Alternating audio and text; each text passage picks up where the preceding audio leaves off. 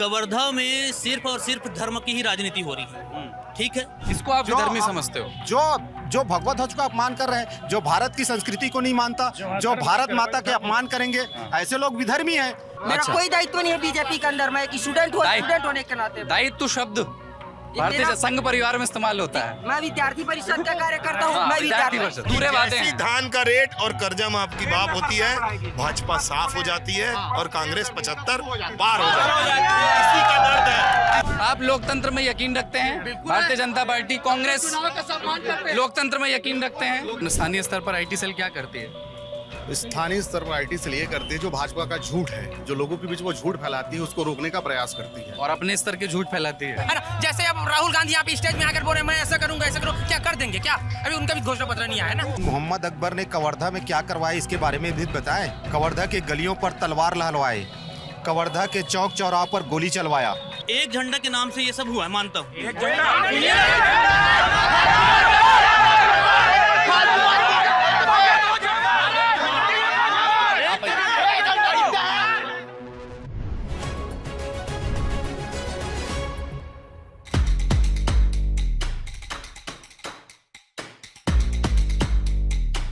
नमस्कार, मैं कुलदीप छत्तीसगढ़ में हूँ, कवर्धा विधानसभा में। और ये विधानसभा बड़ी महत्वपूर्ण हो गई है, पूरे प्रदेश में इसकी चर्चा है। उसका कारण क्या है? उसका कारण ये है कि भारतीय जनता पार्टी इस विधानसभा को हिंदुत्व की प्रयोगशाला की तरह इस्तेमाल कर रही है, ऐसा बहुत लोगों को लगता है। दूसरा बड़ा कारण है कि जो टॉप 5 कैबिनेट मंत्री हैं भूपेश बघेल सरकार के, उनमें से एक बड़े हाई प्रोफाइल मंत्री हैं मोहम्मद अकबर, जो कांग्रेस के इकलौते मुस्लिम प्रत्याशी भी हैं छत्तीसगढ़ से, वो यहाँ से चुनाव लड़ रहे हैं दूसरी बार। उनके बारे में महत्वपूर्ण बात यह है कि वो रायपुर के रहने वाले हैं और ये जगह वहाँ से करीब 2 घंटे की दूरी पर है। बाहर से आकर के चुनाव लड़े पिछली बार और फिर भी जीते, और उनकी ख्याति रही है, उनका इतिहास रहा है अपने घर से बाहर जा कर के चुनाव लड़ कर के जीतने का। 2021 में यहाँ एक सांप्रदायिक संघर्ष की घटना हुई थी, अब मामला शांत है, लेकिन इस चुनाव में उस मुद्दे को भारतीय जनता पार्टी समझती है कि वो एक मुद्दा है, क्योंकि वो हिंदू समाज, उनके समाज से जुड़ा हुआ एक संवेदनशील, उन्हें लगता है कि इस मुद्दे पर बात होनी चाहिए, वो एक मुद्दा है। रायपुर से, दिल्ली से, अलग अलग प्रदेशों से भारतीय जनता पार्टी के बड़े नेता यहाँ कैंप कर रहे हैं, रैलियाँ कर रहे हैं। कुछ ही दिनों में योगी आदित्यनाथ की रैली होनी है, असम के मुख्यमंत्री हिमंता बिश्वा शर्मा रैली करके जा चुके हैं। तो इस सीट पर सबकी नज़रें हैं, रायपुर के पत्रकारों की भी, दिल्ली की भी, कि छत्तीसगढ़ की राजनीति, जहाँ पर आमतौर पर धर्म आधारित राजनीति यहाँ पर सफल नहीं रही है, लेकिन ये बहुत सारे पत्रकार ये समझते हैं कि ये प्रयोगशाला है। क्या इसका नतीजा होगा वो समझ में आएगा। मेरे साथ भारतीय जनता पार्टी और कांग्रेस दोनों के कार्यकर्ता, स्थानीय नेता यहाँ पर मौजूद हैं, कुछ आम लोग भी मौजूद हैं, उनसे पूछेंगे। भाई साहब, आप कांग्रेस में सक्रिय, अपना नाम परिचय बताइए। मैं मोहित महेश्वरी हूँ, वर्तमान में छत्तीसगढ़ प्रदेश कांग्रेस कमेटी में प्रदेश सचिव के रूप में अभी कार्य कर रहा हूँ। प्रदेश सचिव हैं आप।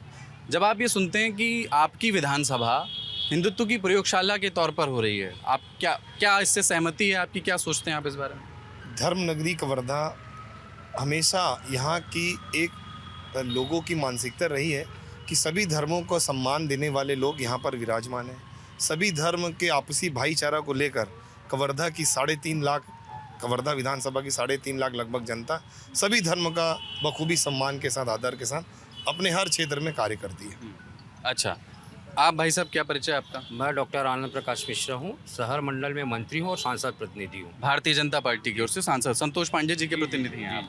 यहाँ पर 2021 में एक घटना हुई थी, जिसको आप लोग बड़े ज़ोर शोर से इस चुनाव प्रचार में भी उस घटना का जिक्र कर रहे हैं। झंडा लगाने को लेकर के कुछ विवाद हुआ था और एक झंडा हटा करके दूसरे रंग का झंडा लगा दिया गया था और इस पर विवाद हुआ। एक नौजवान के साथ मारपीट की घटना हुई और उसके 1-2 दिन बाद यहाँ पर विश्व हिंदू परिषद और बजरंग दल ने विरोध प्रदर्शन आयोजित किया।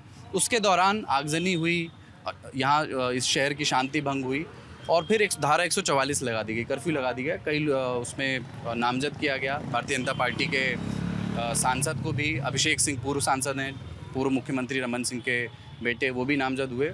और जो भारतीय जनता पार्टी के आपके प्रत्याशी हैं, वो एक विजय रतन शर्मा जी, विजय शर्मा जी, वो एक महीना जेल भी रह करके आए, तो इस जेल पे रहे हैं। हाँ, क्या सोचते हैं आप इस मसले पे? देखिए, ये कवर्धा एक हकीकत में धर्म नगरी है और था, लेकिन विगत कुछ वर्षों से, जो 5 वर्ष से जब से सत्ता परिवर्तन हुआ, तो अचानक से एक परिवर्तन ऐसा लगने लग गया, लोग एक कुंठित महसूस करने लग गए कि हमने क्या किया। जो वोट दिए, चाहे कर्जा माफ़ी से हो, चाहे जो भी रूप से इनके घोषणा पत्र से मोहित होकर मतलब मुहा गए थे, और इसलिए इन्होंने दिया। लेकिन एक कुंठित, एक कसाव उनमें लगा कि हमने क्या कर दिया है। नहीं, आपको लगता है, जैसे मैं इस लोग कहेंगे कि आपने इस बातचीत की शुरुआत हिंदुत्व और उसके जिक्र से क्यों की? क्योंकि जब से मैं इस विधानसभा सीट पर आया हूँ, मैं लगातार आपकी जो गाड़ियाँ घूम रही हैं उसमें उसका जिक्र भी सुन रहा हूँ, लोगों से बात कर रहा हूँ। आपको ये लगता है कि धर्म आधारित राजनीति होनी चाहिए क्या? देखिए, धर्म आधारित राजनीति होनी भी चाहिए, लेकिन विषय धर्म के आधार पर होना चाहिए। सामने पक्ष क्या है, कैसा है, उसको देखते हुए। हमारे भगवा ध्वज का जो अपमान हुआ उस समय, है ना, वो पूरे नेशनल में देखा है पूरा, कि किस प्रकार से कुछ विधर्मियों ने उनको झंडे को उतार कर फेंका, पैर से कुचला और अनेकों प्रकार से उसका अपमान किया। और यहाँ हिंदू राष्ट्र है, हिंदू धर्म है, भारत एक हिंदू प्रदेश है। वो देखिए, एक लॉ एंड ऑर्डर की समस्या थी, वो अच्छा, लॉ एंड ऑर्डर की समस्या टैकल कर ली गई। ठीक है। मैं अपनी तरफ से पूछ रहा हूँ आपसे, अभी इस तरफ भी जाऊँगा। धारा 144 लगी, प्रशासन ने मामला टैकल कर लिया।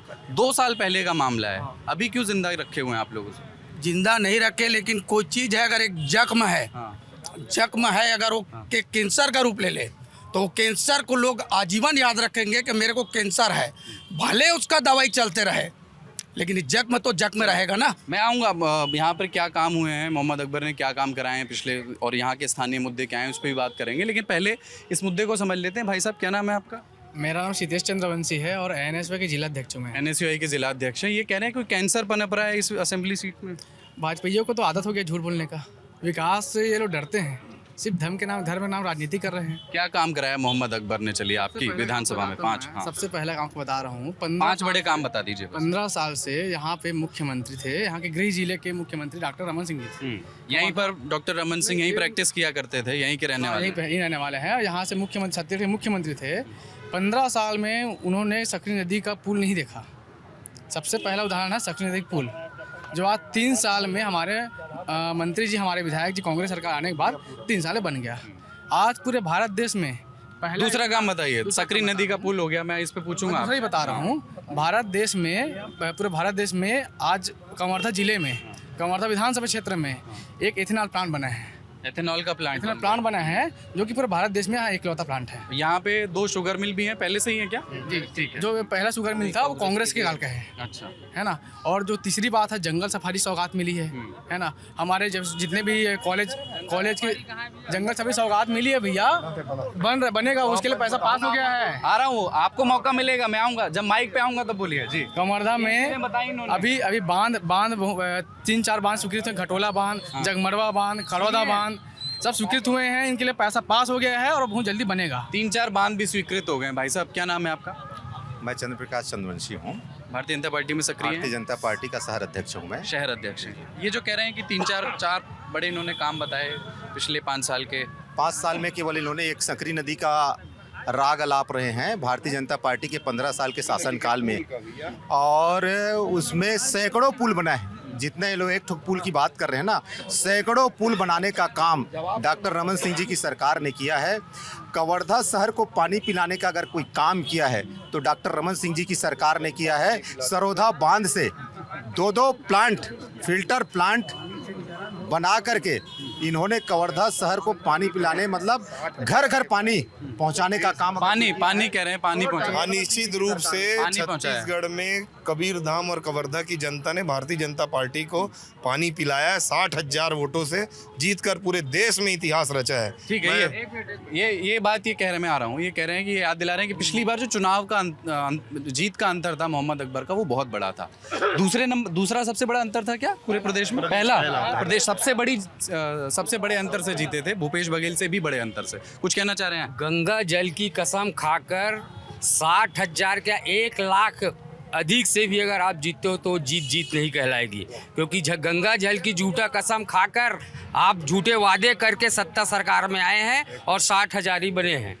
जी, एक वादे पे मुझे करनी है। कुछ वादे आपने पूरे किए, कुछ बाकी हैं। जनता ने इन्हें 60,000 मतों से जितवाया, लेकिन उसके बाद मोहम्मद अकबर ने कवर्धा में क्या करवाया इसके बारे में भी बताएं। हम बता रहे हैं। बताइए। कवर्धा में झंडा कांड करवाया, कवर्धा के गलियों पर तलवार लहलवाए, कवर्धा के चौक चौराहों पर गोली चलवाया, कवर्धा के सैकड़ों युवाओं के ऊपर डंडा पिटवाने का काम अगर कोई किया है तो यहाँ के विधायक मोहम्मद अकबर ने किया है।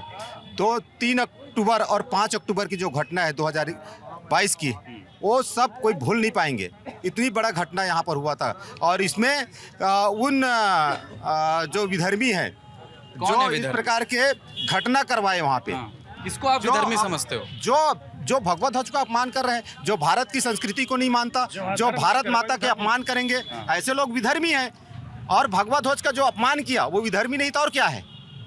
और यहाँ पर जो तलवार लहरा रहे थे, नंगी तलवार लहराने का काम किया, ऐसे लोगों को संरक्षण देने का काम किसने किया? ठीक है, कवर्धा शहर में। ये इस पे जवाब लेता हूँ मैं। भाई साहब, क्या नाम है आपका? मनीष चंद्रवंशी नाम है मेरा। क्या आप कांग्रेस पार्टी में सक्रिय हैं? मैं जी, आपका पटका बता रहा है। मैं विधानसभा अध्यक्ष हूँ, विधानसभा सोशल मीडिया का। ये कह रहे हैं कि आप भाई साहब, ये तो आपने वहाँ आप मोहम्मद अकबर ने उन लोगों को संरक्षण दिया जो इस दंगे के सूत्रधार थे, जो शामिल थे, ऐसा उनका आरोप है। मैं ये कहना चाहता हूँ, अगर कहीं भी पूरे देश में कहीं भी दो समुदायों में अगर लड़ाई झगड़े हो जाते हैं तो प्रशासन क्या करती है?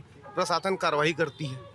तो प्रशासन ने अपना कार्रवाई किया और बाकायदा सही से कार्रवाई की, किसी पक्ष को देख के एक तरफा कार्रवाई कहीं पर नहीं हुआ है। और रही बात दंगे की, तो इससे पहले यहाँ डोंगरिया में जलेश्वर महादेव का बहुत प्रसिद्ध मंदिर है जिसको खंडित किया गया था रमन सिंह जी के शासनकाल में। तब ये लोग कहाँ थे? अच्छा, दूसरी बात, भारत माता के पोस्टर को फाड़ा गया था, तब सब कहाँ थे? लेकिन आज एक मुसलमान विधायक है, मंत्री है करके जबरदस्ती मामले को बढ़ाकर पुल पकड़वाने वाला काम कर रहे हैं। अच्छा, एक बात और सुनिए, मान लीजिए कहीं दंगा हो गया, मान लीजिए 2021 में हुआ था, ये 2023 चल रहा है, बोल रहे थे कि कैंसर है। कैसे कैंसर? आप क्या उस चीज़ में शांति बनाना पसंद करेंगे या उसको और बढ़ा चढ़ा के लोगों को और भड़काने का कोशिश करेंगे? और यही काम बीजेपी कर रही है अभी भी। ये चुनाव है, आप विकास की बात करिए और उस पर वोट मांगिए। आप धर्म में राजनीति कहाँ? एक बात, एक ठीक है, एक इन्होंने इनकी जो बात है उसमें एक लाइन और जोड़ करके कि इन्होंने ये कहा कि साहब आप लोग इनकी आलोचना करते हैं, और प्रदेश स्तर की बात कर रहा हूँ मैं, खूब आलोचना करते हैं। इन्होंने ये नहीं किया। आप कहते हो कि इस पे मैं पूछूंगा भी कि आपने कॉन्ट्रैक्ट संविदा के लोगों को नियमित करने का, कर्मचारियों को नियमित करने का वादा किया था, पूरा नहीं हुआ।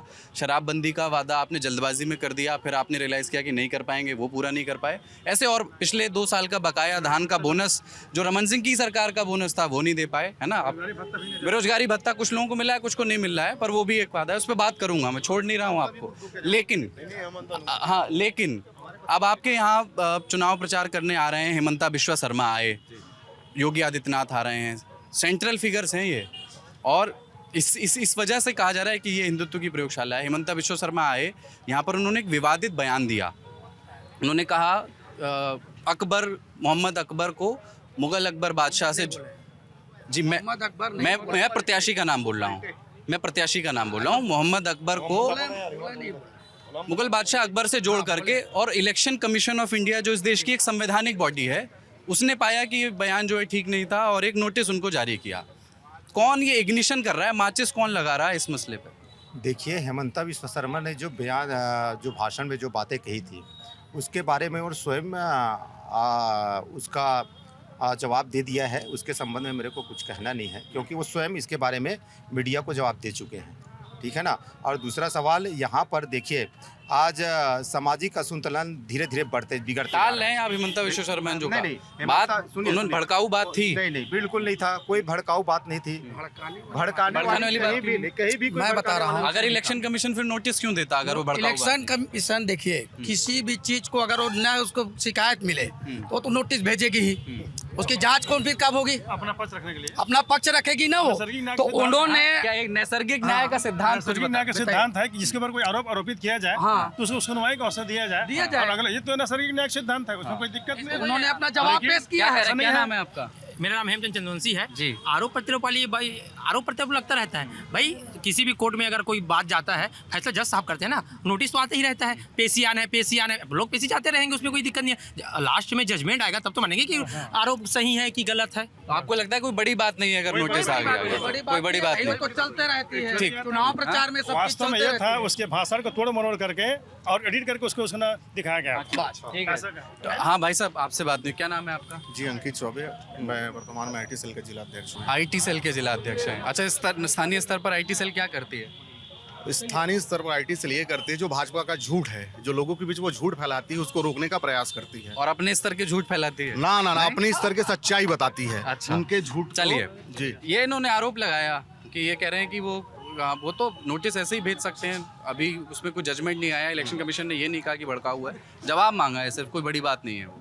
भाई नोटिस क्यों भेजा गया? भाई इन्होंने कुछ ऐसी बयानबाजी की होगी जिसकी शिकायत हुई है, उसके बाद ही तो इनको नोटिस भेजा हो गया। क्या है आपके हिसाब से यहाँ का सबसे बड़ा चुनावी मुद्दा आम लोगों के लिए, पार्टी कार्यकर्ताओं के लिए नहीं, आम लोगों के लिए सबसे बड़ा चुनावी मुद्दा क्या है? वर्तमान में आम लोगों के लिए सबसे बड़ा चुनावी मुद्दा है यहाँ का विकास, जो मोहम्मद अकबर भाई ने पिछले 5 वर्षों में करके दिखाया है जमीनी स्तर पर। चाहे हम घटोला जलाशय की बात करें, जंगबड़ा जलाशय की बात करें, बरदुआपुर जलाशय की बात करें, चाहे सकरी नदी पुल की बात करें, मेडिकल कॉलेज की बात करें, एथेनॉल प्लांट की बात करें, जंगल सफारी की बात करें। जंगल सफारी अभी बना नहीं है, स्वीकृत है, लेकिन हाँ बन जाए। एक आ रहा हूँ, एक जानकारी सिर्फ कि मैंने पोर्टफोलियो नहीं बताए मोहम्मद अकबर के, वो वन, परिवहन और विधि मंत्री हैं इस प्रदेश के, उनके पास महत्वपूर्ण पोर्टफोलियो हैं। आप कुछ कह रहे थे ना? ये कह रहे हैं कि ये जलाशय की बात कर रहे हैं, ठीक है, ये तो इनका मूलभूत तो किसानों को देने की तो है ही है बात, वो घोषणा में इनका था, चलो ठीक। इनके 36 में 36 घोषणा पूरा किए नहीं है, पहली बात ना, पूरा संपूर्ण बैंकों का एक कर्जा माफ बोले थे, और कर्जा माफ करके ने राष्ट्रीयकृत बैंकों को सिर्फ करके बाकी बैंकों का कर्जा माफ किया ही नहीं। आज भी किसान भटक रहे थे उनके विश्वास, अब इनकी घोषणा पत्र को क्या किसान विश्वास करेंगे? जो रो रहे हैं खून के आंसू लोग, उनका तो आएगा घोषणा पत्र, आपका कहाँ अटक गया है? वो तो ऐलान इस बार भी कर दिए। बिल्कुल बीजेपी घोषणा में विश्वास ऐलान किए, एक बात बार बार कांग्रेसी कार्यकर्ता विकास की बात करते हैं। आप जाके घोटिया रोड देखिए, कैसा उसका मरम्मत करवाइए, कुछ भी नहीं हुआ।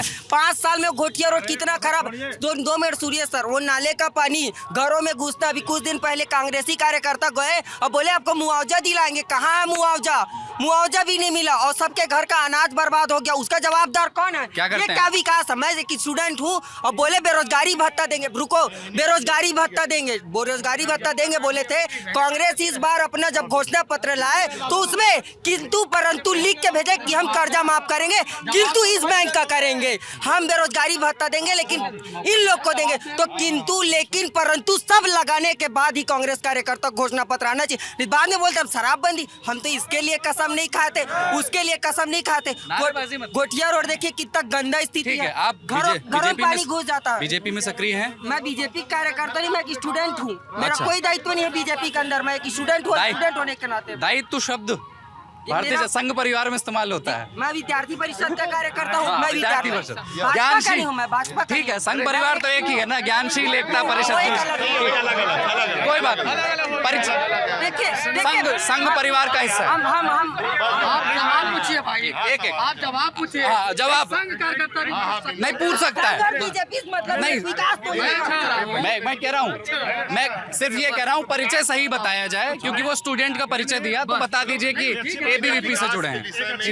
जवाब ले रहा हूँ, जवाब ले रहा हूँ। ये अच्छी बात है कि भाई साहब जो है दायित्व शब्द के इस्तेमाल का दायित्व शब्द इक्वालिटी के शब्द होता है, उचित शब्द होता है, शब्द से पता लगा लिया कि ये लड़का जो है राजनीति के छात्र हम भी हैं साहब, इतना पता है। अच्छा सुनिए, आप घोषणा पत्र में बड़ा इंतु एस्टेरिस्क का मार्क होता है, नियम एवं शर्तें लागू। आपने बड़ा नियम एवं शर्तें लागू कर दिया साहब। आधे लोगों का कर्ज माफी हुई, आधों की आधी अधूरी हुई। अभी भी आपने कह तो दिया है कर्ज माफी करेंगे, पर ये नहीं बताया कि सहकारी बैंक भी करेंगे कि प्राइवेट बैंक भी करेंगे।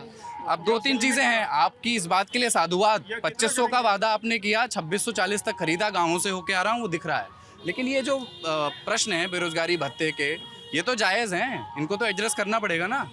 अब एक क्राइटेरिया बना के उसमें किया गया था, जिसका पंजीयन है, जीवित पंजीयन है, उनको बेरोजगारी तो मिल रहा है भाई जी। पंजीयन उनका ये कहना है कोविड आ गया, वो पंजीयन करा नहीं पाए, पहली चीज़।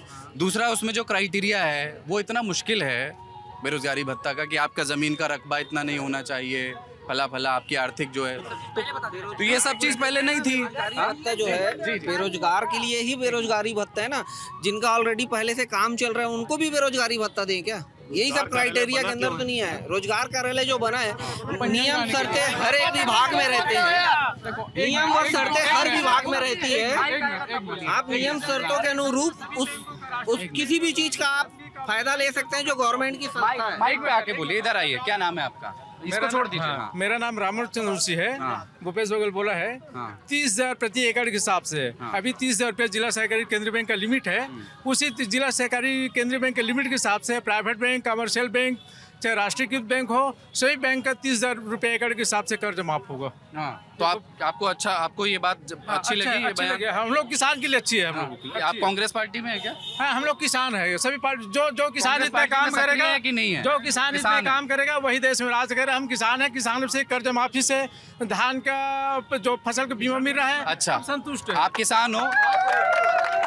अच्छा, ताली बजाइएगा बाद में। एक बात, मोदी जी भी तो आप लोगों को घोषणा पत्र नहीं है जो मिल गया आ गया है। जब नरेंद्र मोदी जी प्रधानमंत्री हैं, सम्मान राशि दे रहे हैं आपको 6,000 रुपए, वो आपको मिले कि नहीं पहले बताइए। मैं आज आपके माध्यम से, लल्लन टॉप के माध्यम से एक बात करना चाहता हूँ। जैसे ही माननीय भूपेश बघेल जी, राहुल गांधी जी किसानों का कर्जा माफ करते हैं, भाजपाइयों के पेट में दर्द शुरू हो जाता है।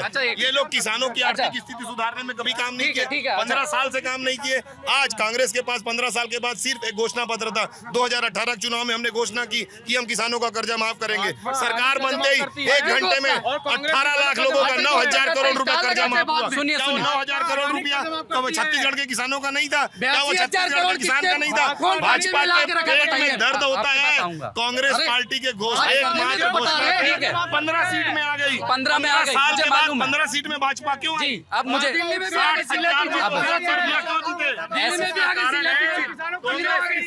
जब माइक मेरे पास है तो इसमें नहीं जाएगी आवाज। भाई साहब मैं माइक ला रहा हूँ, मुझे मालूम है। आदिवासी परिवार को गाय देंगे, हर आदिवासी परिवार को मैं बोलूँ, 5,000 बिजली बिल माफ करेंगे। मैं बोलता हूँ ना, भाई साहब छत्तीसगढ़ के किसान आने वाले नहीं है। सुनिए तो, इनके पास चिल्ला के आवाज ऊंची करके गलत चीज को सही चीज आप ऐसे जवाब, कोई शब्द नहीं है। भाई साहब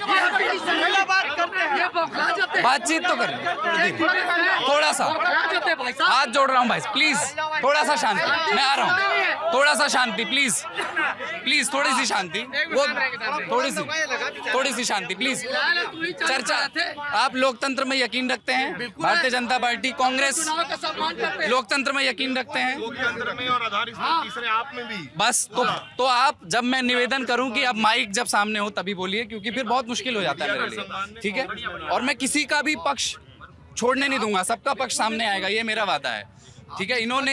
इन्होंने ये बात कही, इन्होंने कहा कि जो भी बातें 2021 में आपने कहा, 2013 में ये वादा था कि 2100 रुपए में खरीदेंगे, रमन सिंह की सरकार नहीं खरीद पाई, है ना? 1470 एमएसपी था, 300 रुपए आपने दिया, 1700 के करीब आप खरीद पाए। बोनस नहीं मिला, मुझे याद है, मुझे पता है। और भूपेश बघेल जी ने अनुमति मांगी है, पिछला भी यदि नरेंद्र मोदी जी अनुमति दें तो मैं उसका भी बोनस दूंगा। वो आप देखिए, नहीं उसके लिए आपको जो घोषणा भी कर रहे हैं उसको भी मोदी जी से मांगेंगे। भाई साहब प्लीज, आपका बेले के इस लोकतंत्र की क्या बराबर बोला था, माइक ले लेके बोलिए। Mike please. और देखिए, हाँ, लोकतंत्र के समर्थन में पहले थोड़े से ये, हाँ। और साथ में इसके बाद आप सबके साथ में सबको ही चाय पीनी है ना, बस फिर थोड़ी सी देर की बात है, ठीक है? अभी का हमारा मतभेद हाँ, ठीक है। तो आपका घोषणा पत्र, भारतीय जनता पार्टी का घोषणा पत्र जो होगा उसमें क्या होगा? यहाँ मतलब आपके जो विजय शर्मा जी हैं, महत्वपूर्ण मुद्दा है भाई साहब, दिल्ली से आए हो, लेकिन इतना तो पता है, उन्होंने कह दिया कि हम भी देंगे 4,000 या 3,000 कितना बोल दिया था, और जिसको विजय बघेल जी ने कहा कि नहीं ऐसे नहीं बोलना चाहिए जब तक तय ना हो। कितना है? केंद्रीय टीम होता है हमारा, राष्ट्रीय के जो नेतृत्व होता है वो हमारा घोषणा पत्र जारी करेगा, इसलिए उसमें अभी कुछ वजह विजय जी ने गलत बोल दिया। गलत नहीं बोला है, कुछ उसमें क्षेत्र 100% सही है। अपने क्षेत्र में अपने वादा कर दिए हैं। तो अपने क्षेत्र में वो थोड़ी देंगे, तो सरकार तय जो करेगी। घोषणा जो घोषणा पत्र आएगा, चाहे भाजपा का हो चाहे कांग्रेस का हो, जब इनके सिंबॉलिक आएगा तब घोषणा पत्र आएगा। है ना? जैसे अब राहुल गांधी यहाँ पे स्टेज में आकर बोल रहे हैं मैं ऐसा करूंगा ऐसा करूँ, क्या कर देंगे क्या? अभी उनका भी घोषणा पत्र नहीं आया ना, बोल दिया तो हो गया क्या? रविंद्र चौबे 3600 बोल रहा है, लेंगे क्या 3600 में? लेंगे क्या? अरे रविंद्र चौबे 3600 कैसे बोल रहे हैं भाई? रविंद्र चौबे 3600 बोल रहे हैं। 3600 कैसे बोल रहे हैं? रविंद्र चौबे 3600 शर्त लगा के बोले हैं कि ये आने वाले 5 साल तक 3600 रुपए तक पहुंच जाएगा, ऐसा बोले हैं उनका स्टेटमेंट। ये अभी 2600 ये लेकिन ये वो वाला सपना नहीं है। आप लोग प्रधानमंत्री नरेंद्र मोदी पर ये कहते हैं ना 15 लाख का उन्होंने कहा था, उन्होंने कह दिया जुमला था, आप भी 3600 का जुमला दे रहे हो अभी से। उनका जुमला ही है और हम करके दिखा रहे हैं। देखिए पिछले चुनाव में हमने जो घोषणा किया था वो हम कर चुके हैं, उससे अधिक कर चुके हैं। हमारा जुमला नहीं है, जुमला तो उनका है जिसका आज तक कुछ पता नहीं। 3600 पहुंचेगा या नहीं वो तो देखेंगे, बात की बात है। लेकिन अधूरे वादे भाई साहब, अधूरे वादे।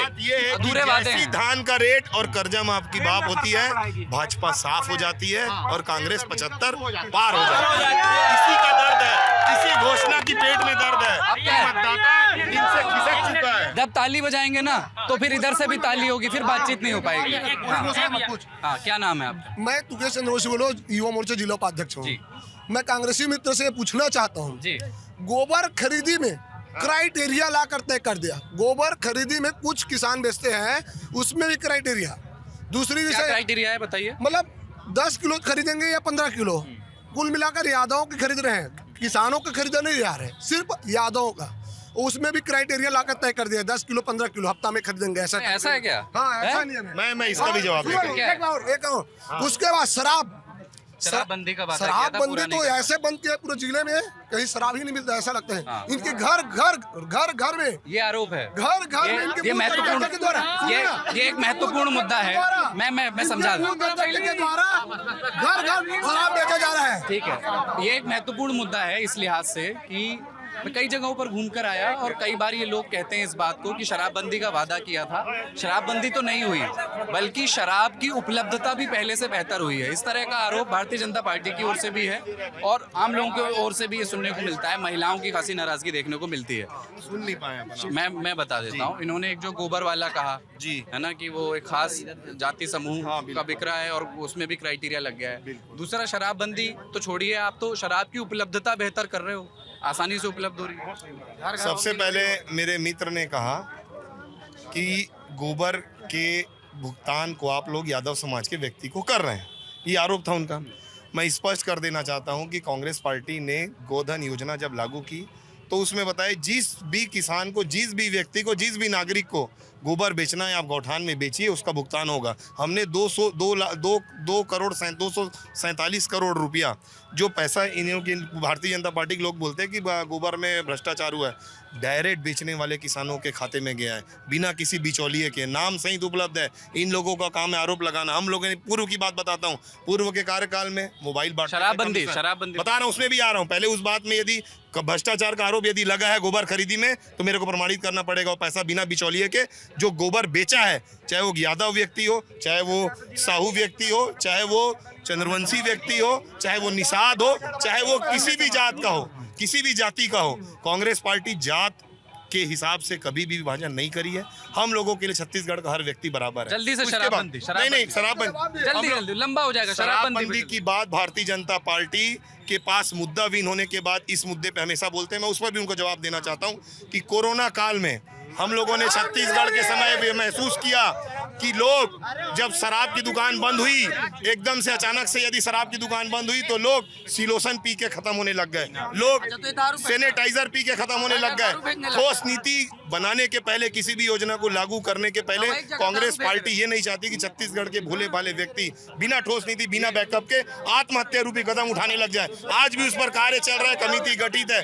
जिस भी समय कमेटी उसके बैकअप को तैयार होगी वो भी घोषणा हमारी पूरी होगी। घोषणा पूरी करने में कांग्रेस पार्टी पार्टी के प्रति छत्तीसगढ़ की जनता, समाज के हर वर्ग का विश्वास, समाज के हर वर्ग का विश्वास कांग्रेस पार्टी में सिर्फ इसीलिए कि कांग्रेस पार्टी ने हर घोषणा को पूरा किया है, हर किसानों को मजबूत किया है, गरीब वर्गों को मजबूत किया है। छोटे जवाब रखिए, नहीं तो फिर ये कहा जाएगा, आरोप लग जाएगा कि कांग्रेस को ज्यादा फुटेज दे रहा हूं मैं और बीजेपी को कम, जो मेरा कोई मकसद नहीं है। इन्होंने, आपने कहा कि ये, लेकिन एक आबकारी विभाग जो रेवेन्यू पैदा करता है किसी भी सरकार के लिए, और आपने इतने बड़े बड़े वादे कर रहे हैं कि कर्ज माफी भी करेंगे, इतने पे खरीदेंगे भी, लोग कह रहे हैं कि ये सोल्यूशन पी करके लोग मर गए, ये तो एक बहाना है। असल में तो रेवेन्यू चाहिए था आपको, रेवेन्यू चाहिए था, रेवेन्यू। सर अभी तो मैं ही काउंटर सवाल कर रहा हूँ, रेवेन्यू के लिहाज से आप लोग क्या सोचते हो? आबकारी विभाग का पैसा जो है वो आना चाहिए सरकार में, नहीं आना चाहिए, क्या बोलते हैं? 15 साल भारतीय जनता पार्टी का भी शासन, बीजेपी में बात करेंगे, वो दारू बहुत स्पष्ट के दारू का पैसा रेवेन्यू में काम नहीं है, उस पे भी बात करेंगे। रेवेन्यू नहीं है, भारतीय जनता पार्टी उसमें काम नहीं करेगी। हाँ, भारतीय जनता पार्टी और रेवेन्यू लेने के खिलाफ थी। भाई ये कैसा है रमन? मैं एक बात आपको बताना चाहता हूँ, एक बात और बताना चाहता हूँ। माननीय 2014 में नरेंद्र मोदी जी ने भी घोषणा की थी कि विदेशों से काला धन आएगा, हर आदमी को 15 ठीक है, इधर आ गया आराम से भाई साहब। मोदी झूठ बोला है भाई साहब,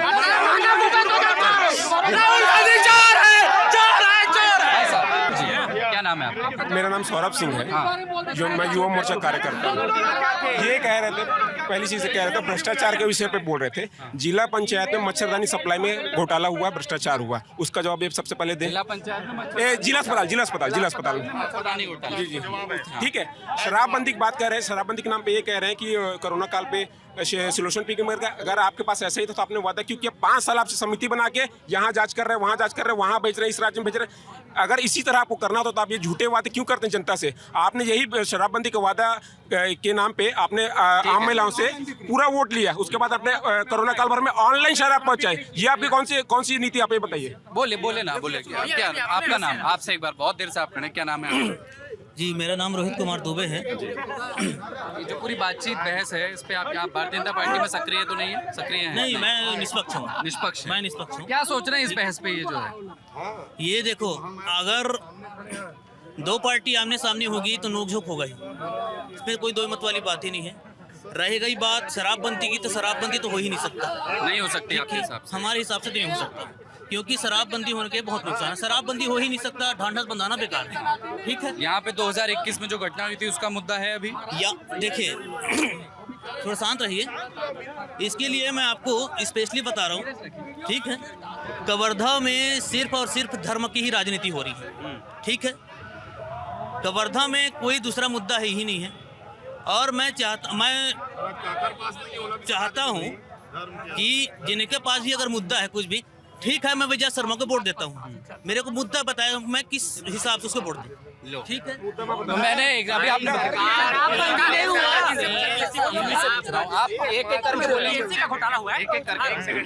क्या मुद्दा है? ये कह रहे हैं मैं विजय शर्मा को वोट तो दे दूं, पर आपका मुद्दा क्या है, करोगे क्या आप? सबसे पहली बात, आपकी टीम जो है पिछले 1 महीना पहले आपकी टीम ने आकर के इस छत्तीसगढ़ में भूपेश बघेल की सरकार को हिला डाला था, जब आपने पीएससी के छात्रों को इंटरव्यू लिया, और स्पष्ट तौर पे पीएससी का घोटाला छत्तीसगढ़ का सबसे बड़ा घोटाला रहा।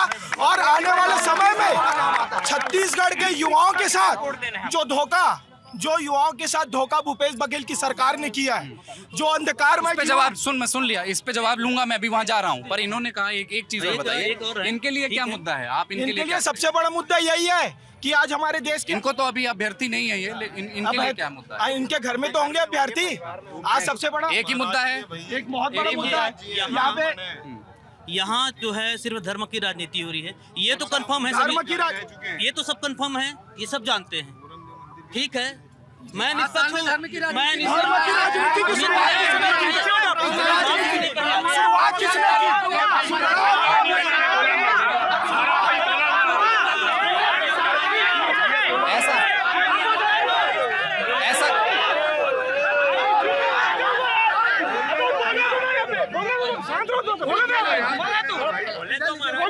एक साथ बोलेंगे तो नहीं, एक एक करके ना, एक एक करके, बाकी लोग चुप रहिए। यहाँ पे आप बोरमदेव मंदिर के पूर्व पुजारी हैं। हाँ जी, पूरे पुजारी हैं। हाँ, बताइए। हम पूरे पुजारी हैं। मैंने जोड़ दिया और आपको। हमने जो है सनातनी स्तर पर मंथन किया है। शांत रहिए।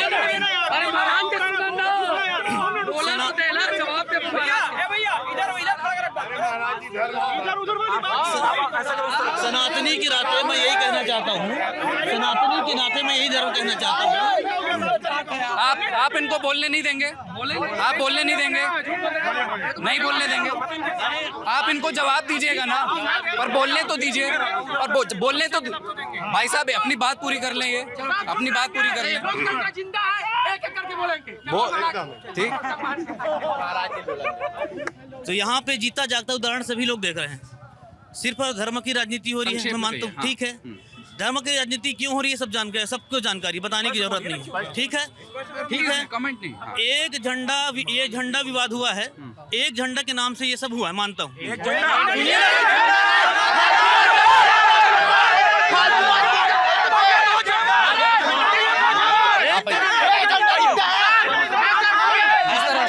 इस तरह से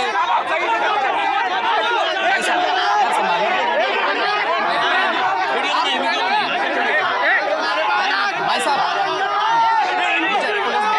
इनका वर्ड गलत है ना, एक झंडा ये वर्ड गलत है, ये ब्राह्मण है, आपका वर्ड गलत है, आपका वर्ड गलत, आप ब्राह्मण है, एक झंडा आपका वर्ड गलत है।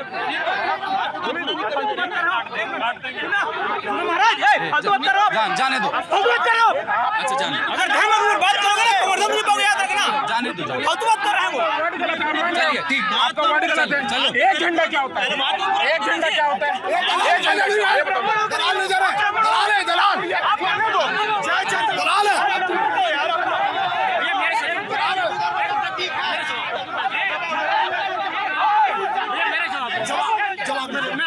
चुप रहिए, शांति शांति